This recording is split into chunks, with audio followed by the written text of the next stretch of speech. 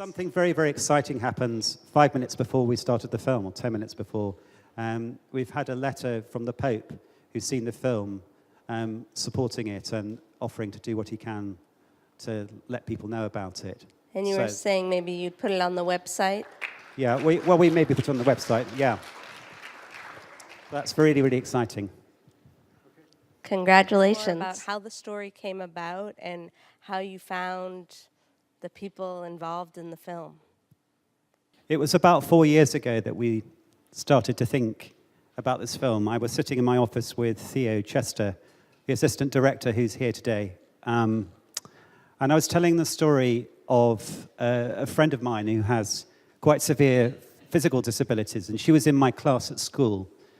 And by chance, I mentioned to her that I was afraid of people with intellectual disabilities. I had a really kind of a genuine sort of barrier to sort of fear and anxiety in approaching them. And from that moment, I decided I wanted to investigate that. And then, of course, I started reading Jean Vanier's books. And I was incredibly lucky to meet him in St. Pancras Station. And, of course, he is the inspiration for the film, and it was his vision that gave this film the stories and the structure. So did he find the locations where he wanted to film? Did he talk to people ahead of time so they would be prepared to film? I know some people may not want to be on camera. How did they choose who was going to be involved within each of the homes? Well, I'm afraid I chose them all. I mean, Theo and I went and lived in the community for some time. Okay. And we thought of lots of different approaches. But in the end, we went to the Val Fleury, which is one of the very first communities, which was a very good film to film in, a very good house to film in because it's so light. And because many of the original pioneers lived there. And it's also the place that Jean Vanier goes to have a lot of his meals. So it was there, and it took about a week to begin to talk to people. And I don't know what it was, but there was a moment when we were absolutely trusted. And then the things, the elements of the film started sort of almost proposing themselves, because what people wanted to tell us was the stories of how they created their community. And that film is constructed from that. It's Jean's story and Jean's vision, which is quite extraordinary. It's led to this incredible international organization. But it's also, of course, it's Michel's story. It's Philippe Seux's story. Each one contributed their sort of sensibility, their vision to the possibility of having this extraordinary community based on mutual trust. And have they seen the film yet? Yeah, they have. Not the whole community, but the people in the Val Fleury have seen it. What were their thoughts? Well, they loved it. In fact, the people who decided not to be in it, because you're right, there were some people who for various reasons, didn't want to appear. And they were incredibly cross that it hadn't actually been filmed. There may just have to be another. Yeah, a sequel. I think we'll open it up to questions She asked, how long did it take to film the film? I can't remember exactly. It was over about a year. We filmed a week here, a week there, slowly building up friendships with the people.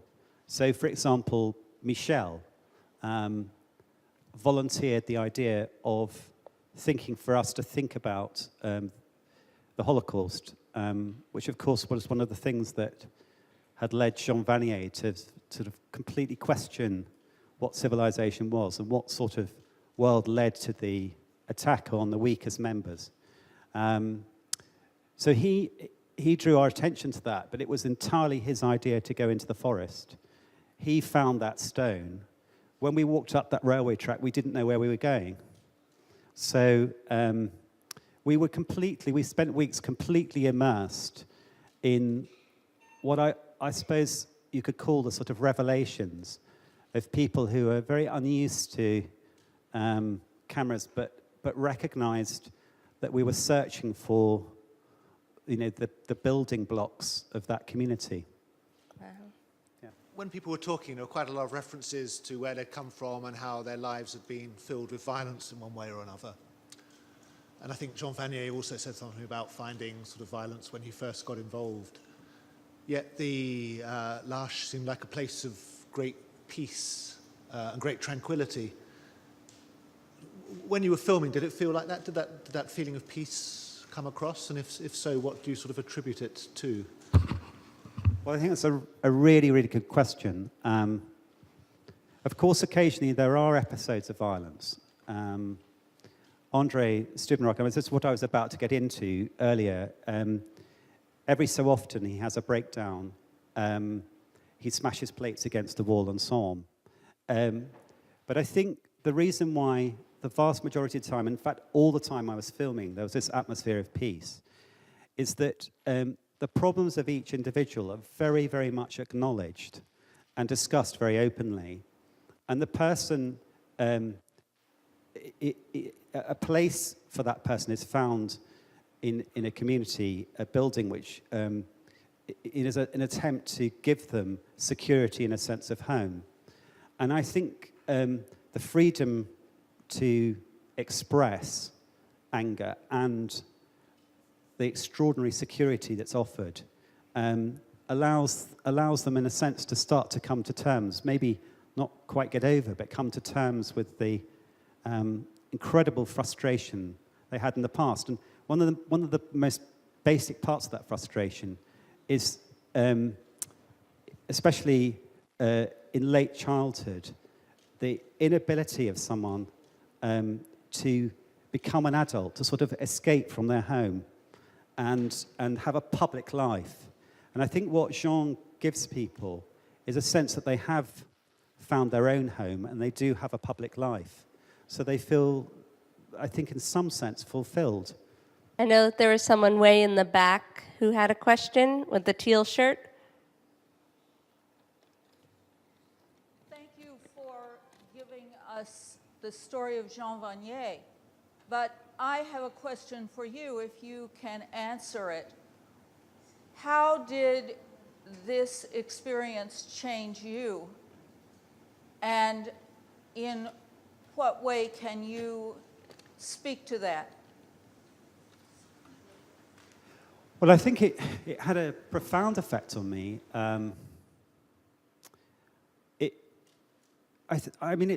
There's so many aspects to kind of confronting your own fears, and the results of that process.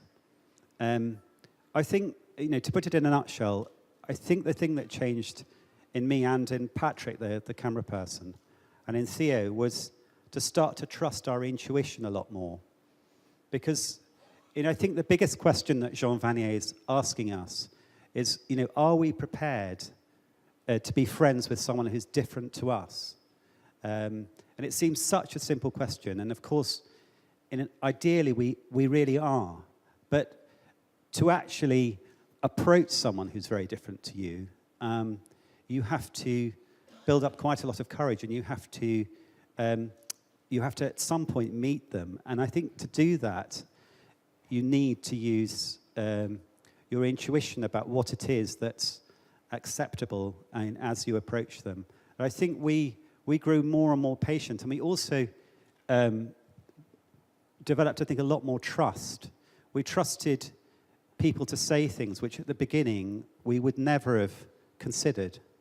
So Michel's little speech we did quite very much at the end, and I think we wouldn't have even listened properly to him at the beginning. We'd have assumed that in some ways he was a bit crazy, which he is a bit crazy, but he also has a lot of profound things to say. There were a lot of profound sayings throughout the film. I always encourage people to encourage those around them to go up and ask someone a question. So many people in this world, and fear is based on people's assumptions. And if you go up and ask questions, people may realize that you have more in common than one may assume ahead of time. And I think it's powerful for those relationships to bloom throughout the film because people continue to get over that fear once they start having a conversation and realizing how much people have in common. We've been doing some unconscious bias training recently, and there was an exercise where I was told to go to someone who looked nothing like me, and then you're challenged to find things that you don't have in common, and it's a lot harder than one may think. And I think if we all start to think more like that, we'll hopefully reach the goal of the film and live in a world of more belonging.